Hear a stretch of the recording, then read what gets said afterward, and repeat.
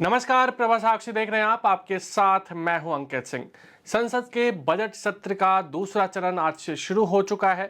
पहले ही दिन विपक्ष और सरकार के बीच राष्ट्रीय शिक्षा नीति के माध्यम से कथित तौर पर हिंदी भाषा थोपे जाने को लेकर एक बार फिर से टकराव देखने को मिला। डीएम के सांसदों ने केंद्र पर शिक्षा नीति रोकने का भी आरोप लगाया और सवाल किया कि क्या राज्य सरकार के खिलाफ राजनीतिक प्रतिशोध के लिए स्कूल फंड का इस्तेमाल करना उचित है।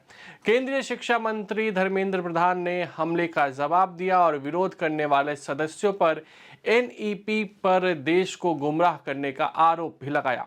इसके साथ ही राहुल गांधी ने मतदाता सूची के मुद्दे पर लोकसभा में चर्चा की मांग उठाई।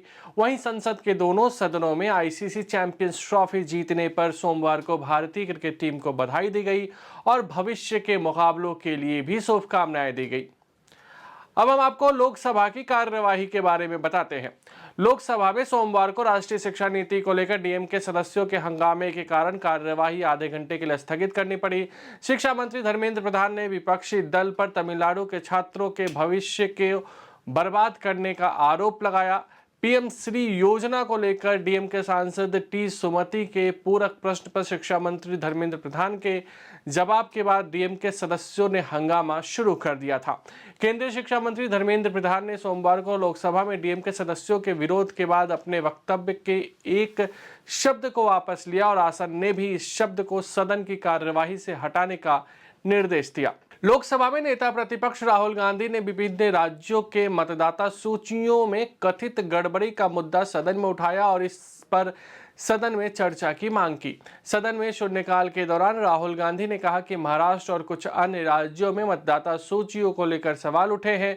उन्होंने कहा कि मैं इस बात से सहमत हूं कि मतदाता सूची सरकार नहीं बनाती, लेकिन पूरे देश में मतदाता सूची को लेकर सवाल खड़े हो रहे हैं।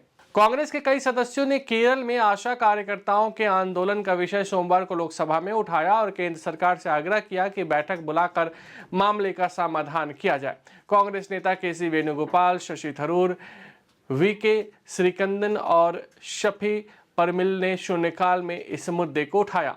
समाजवादी पार्टी के सांसद आनंद भदौरिया ने उत्तर प्रदेश के सीतापुर जिले में एक पत्रकार की हत्या का मुद्दा सोमवार को लोकसभा में उठाया और इस घटना की जांच केंद्रीय अन्वेषण ब्यूरो से कराने की मांग की। भारतीय जनता पार्टी के सांसद निशिकांत दुबे ने तमिलनाडु में सत्तारूढ़ डीएमके पर चुनाव जीतने के लिए भावनाएं भड़काने का आरोप लगाते हुए सोमवार को दावा किया कि विपक्षी पार्टी राष्ट्रीय शिक्षा नीति का विरोध करने के साथ देश की अन्य भाषाओं का भी विरोध कर रही है। सरकार ने सोमवार को लोकसभा में यह जानकारी दी है कि चालू वित्त वर्ष में दिसंबर 2024 तक कार्ड, ऑनलाइन माध्यमों से और डिजिटल भुगतान धोखाधड़ी के कारण लोगों को कुल 107 करोड़ रुपए का नुकसान हुआ है। वित्त राज्य मंत्री पंकज चौधरी ने लोकसभा में इस बात की जानकारी दी है। तृणमूल कांग्रेस के सांसद कल्याण बैनर्जी और डीएमके की नेता कनिमोझी के बीच सोमवार को लोकसभा में उस वक्त तीखी नोकझोंक हुई जब वे मतदाता सूची की कथित विसंगतियों और राष्ट्रीय शिक्षा नीति 2020 के कार्यान्वयन से जुड़े अपने अपने मुद्दे को उठाने की कोशिश कर रहे थे। नोकझोंक उस समय शुरू हुई जब शून्यकाल के दौरान मतदाता सूची के मुद्दे पर बोलने के लिए बैनर्जी खड़े हुए। कनिमोझी सहित डीएमके के कई सदस्यों ने विरोध करते हुए मांग की कि उनकी पार्टी की सांसद सुमति को एनईपी 2020 और इसके 3 फॉर्मूले के कार्यान्वयन पर उनकी बात रखने की अनुमति दी जाए। डीएमके के लगातार विरोध के बीच बैनर्जी ने पार्टी सदस्यों से उन्हें बोलने देने को कहा और अपनी बात जारी रखी। केंद्र सरकार ने सोमवार को लोकसभा में केंद्रीय प्रदूषण नियंत्रण बोर्ड की नई रिपोर्ट का हवाला दिया और कहा कि हाल में संपन्न महाकुंभ के दौरान प्रयागराज में त्रिवेणी संगम पर गंगा का पानी स्नान के लिए उपयुक्त था।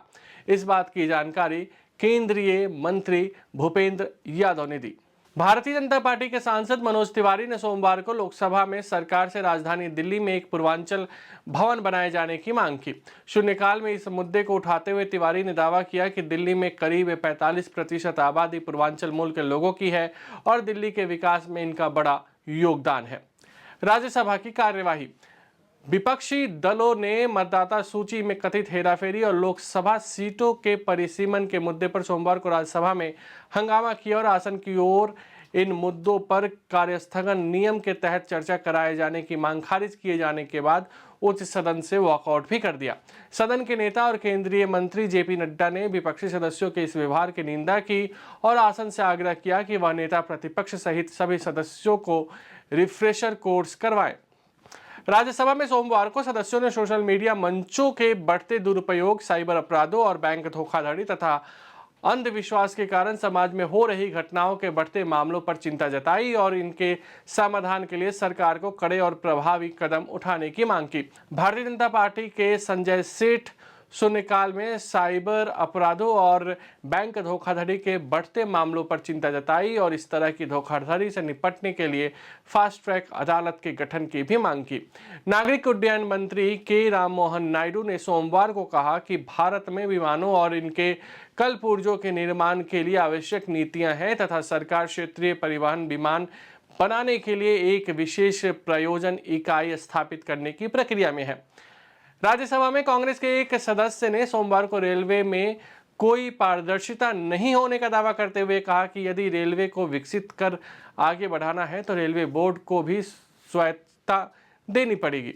उच्च सदन में रेलवे संशोधन विधेयक 2024 पर चर्चा में भाग लेते हुए कांग्रेस के विवेक तनखा ने कहा कि आज रेलवे को लेकर कोई सार्वजनिक विमर्श नहीं हो रहा है। अगर आप भी लेना चाहते हैं देश दुनिया की तमाम जानकारी तो आज ही सब्सक्राइब करें हमारे चैनल को। साथ ही नीचे दिए बेल आइकन को जरूर दबाएं ताकि हर अपडेट आप तक पहुंच सके।